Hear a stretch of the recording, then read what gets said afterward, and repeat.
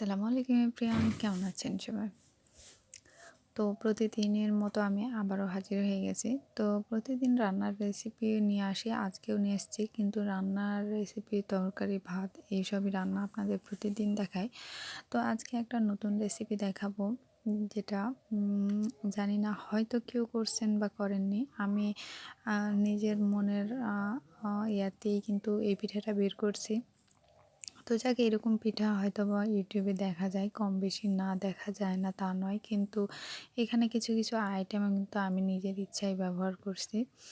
তো যাক, সুজি দিয়ে আমি এই পিঠা বানাবো। আর এই পিঠাটার নামই হলো বাহারি পিঠা, সুজির বাহারি পিঠা। তো প্রথমেই আমি দেখাইছি বাদাম, কাজু, মানে বাদাম দেওয়া আছে। সব কিছু আমি একসঙ্গে নিয়ে নিয়েছি, মানে বাদাম, কিশমিশ আর লাল চেরি ফল। আর এখানে আমি চিনির হালকা করে ক্যারামেলের মতো করে নিব, মানে আমি চিনিটাকে পানি দিয়ে গলিয়ে নেব। গলিয়ে নেওয়ার পর দিয়ে দিব নারিকেল। আর আমার নারিকেল নিয়েছি, সুজি, আর সাথে কিন্তু 10 টাকা প্যাকেটের একটা গুঁড়ো দুধ। তো আমি প্রথমে দেখিয়েছি আপনাদের সম্পূর্ণটাই কী কী নিয়েছি। তো যাক, এই পিঠা করতে কিন্তু আমার নাজেহাল অবস্থা হয়েছে, মানে আসলে নাজেহাল বলতে ভালো নাজেহাল, আর সম্পূর্ণটা নাজেহাল। কি হয়েছে সবই আজকে খুলে বলবো। তো এখানে চিনি যখন গুলে গেছে তখন আমি নারকেলটা দিয়ে আমি আমার নারকেলটা ভেজে নিব। ভেজে নেওয়ার পর আমার এখানে কিশমিশ, চেরি এবং বাদাম, এই যাবতীয় যা আছে সবগুলো একসঙ্গে দিয়ে আমি নারকেল গুঁড়োটাকে ভালোভাবে ভেজে নেব।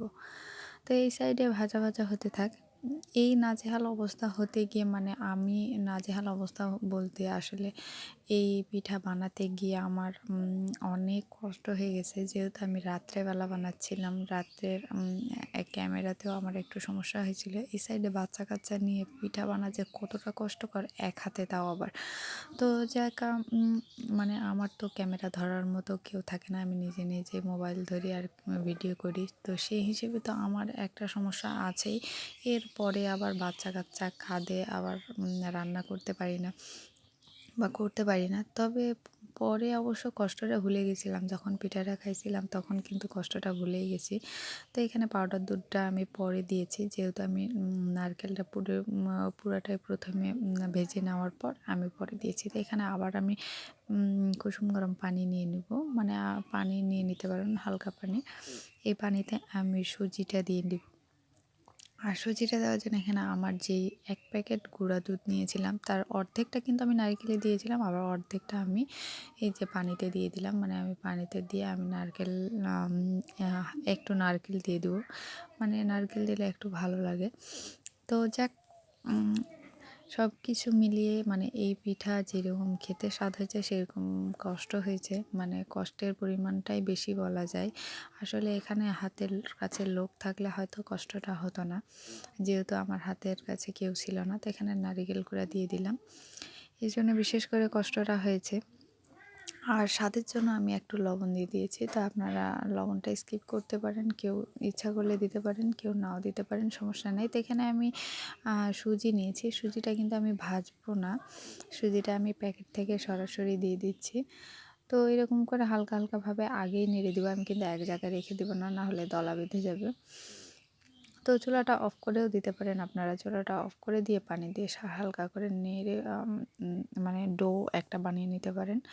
তো যাক, আপনারা চাইলে এখানে একটু ঘি দিয়ে দিতে পারেন, ঘি দিলে স্বাদটা কিন্তু অনেক ভালো লাগবে। তো আমি আসলে অফ ক্যামেরায় যেহেতু করেছি সেহেতু দিতে পারিনি। আর আমার কিন্তু বাচ্চা কাচ্চা কিন্তু এখানে কাজ ছিল, আমি সাউন্ডটা কিন্তু দিইনি। সাউন্ডটা দিলে বুঝতে পারবেন যে আসলে আমি কত কষ্ট করে এই জিনিসটা করছি আর কত সময় নিয়ে করছি। অনেকক্ষণ কিন্তু আমার সময় লেগে গেছিলো।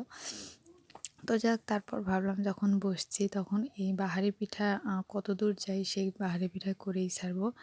তো যাক, আমার ভালো লাগলো যে এই পিঠা খাওয়ার পর কিন্তু যারা খাইছে অবশ্যই ভালো বলছে।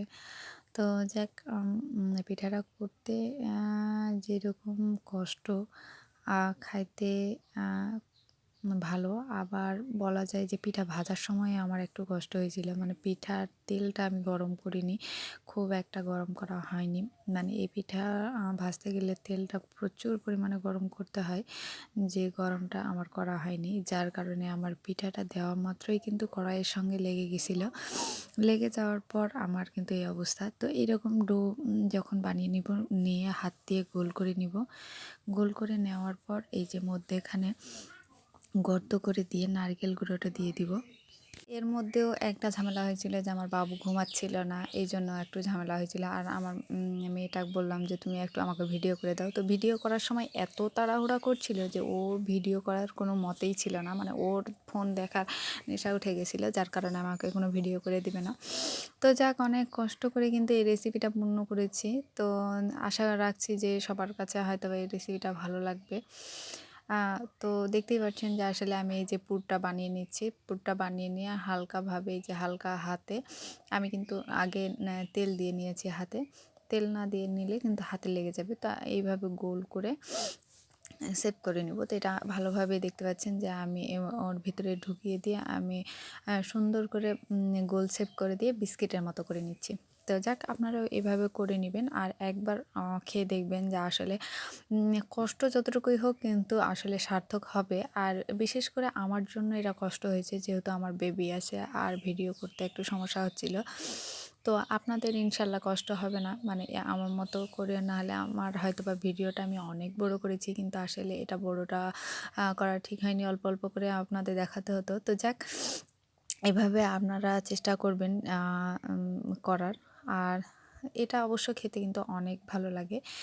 মানে ভালো লাগছে, আর গরম গরমের চাইতে কিন্তু ঠান্ডাতেও প্রচুর ভালো লাগছে। তো আপনারা অবশ্যই এটা করে দেখবেন। তো যেহেতু আমি তাড়াহুড়ার মধ্যে এগুলা করছি, মানে আমি লাস্ট পর্যায়ে কিন্তু আমার বেবি একটু ঘুমাইছিল, যার কারণে ভাবলাম যে না, এর মধ্যে করে নিই।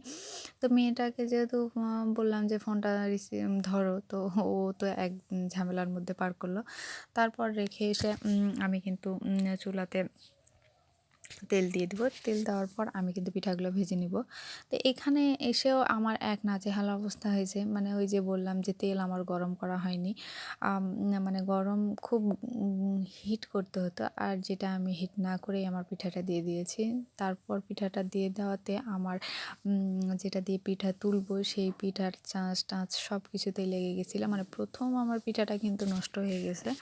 তো যাক, তারপর কিন্তু ভালো হয়েছিল। তো এই পিঠাটা দেখার পর অবশ্যই আমার চ্যানেলটি ভালো লাগলে অবশ্যই সাবস্ক্রাইব করে দিবেন। আর আমার কথায় অনেক ভুল ত্রুটি হতেই পারে, যেহেতু মানুষ, ভুল ত্রুটি হবেই, সেহেতু অবশ্যই ক্ষমার দৃষ্টিতে দেখবেন। আর অবশ্যই লাইক দিয়ে ভিডিওটা দেখার চেষ্টা করবেন, কারণ আপনার লাইক দিলে আমার ভিডিও করার আগ্রহ বাড়ে। তো অবশ্যই লাইক দিয়ে ভিডিওটা দেখার চেষ্টা করবেন। আর কমেন্ট করে অবশ্যই জানাবেন যে পিঠাটা কেমন হয়েছে না হয়েছে, কারণ আপনারা যখন কমেন্ট করেন তখন কমেন্ট করে কমেন্টগুলো পড়তে কিন্তু আমার খুব ভালো লাগে। তো এই যে আমার বাহারি পিঠার প্রথম দৃশ্য যেগুলো বলেন, তো যেই বাহারি পিঠার প্রথমটাই কিন্তু আমার খারাপ হয়ে গেছিলো। তো যাক, বেশি আর কথা বাড়াবো না।